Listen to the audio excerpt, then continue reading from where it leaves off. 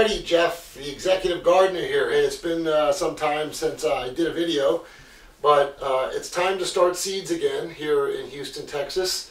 And I'm going to show you what I'm doing. I'm also going to show you what my wife, myself, and my two daughters are doing, what we use to start seeds. So let's kick it off. So starting first is, what do I buy? People ask me, what do I buy for seed starting? So here's what I got. I got this Burpee eco-friendly seed starter kit, and as you'll see here, it's a self-watering kit. It's got a dome that goes on top. You can buy ones with bigger cells, so if you have a plant like a tomato that's got bigger roots versus a pepper or some type of herb, there's one that do 30 cells, but this is one of the ones I have that I'll use. Inside there's a peat pellet that expands, and then you can put water at the bottom. There's a sponge, and the water soaks up from the bottom. It keeps all of it nice and fertile for the plant. So this is what I recommend. Again, you can get this at any Home Depot, Lowe's, any of those type of stores. So Burpee, eco-friendly, this is what we're using. So I'll show you a few things. So last year I started saving my seeds from my tomato plants and pepper plants. So what I have here is some second generation seeds, which I went ahead and planted. So I have them labeled, and you'll see here I have almost looks like little test tubes that are here, and I have them all labeled and numbered. And apparently when you grow a tomato or a pepper plant or any vegetable or fruit, it adapts to the environment, such as Houston, Texas.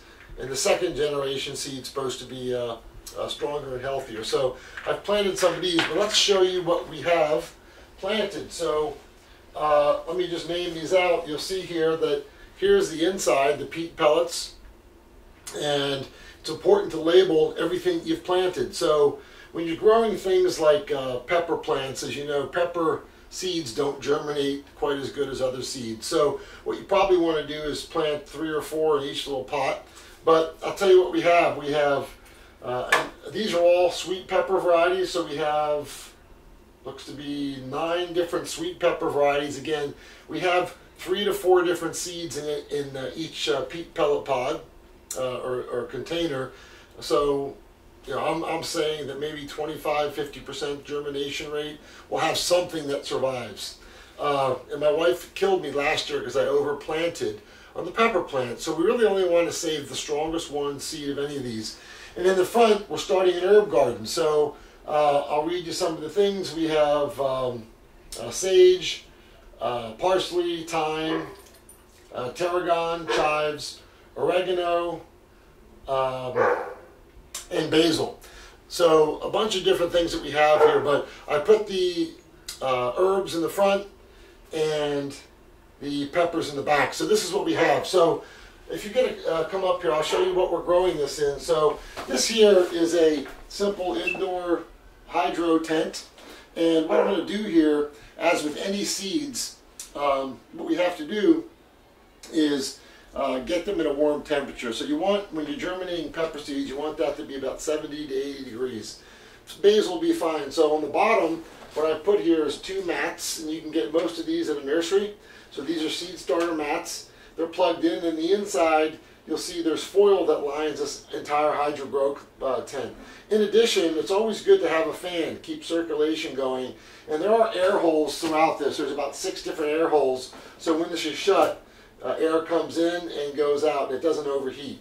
So it serves like a ventilation. In addition to that, I have 4 light bulbs that shine very bright in here, and it illuminates off of all the shiny material inside. I simply put this at the bottom on top of the heating mat, and then we close this off, zip it off.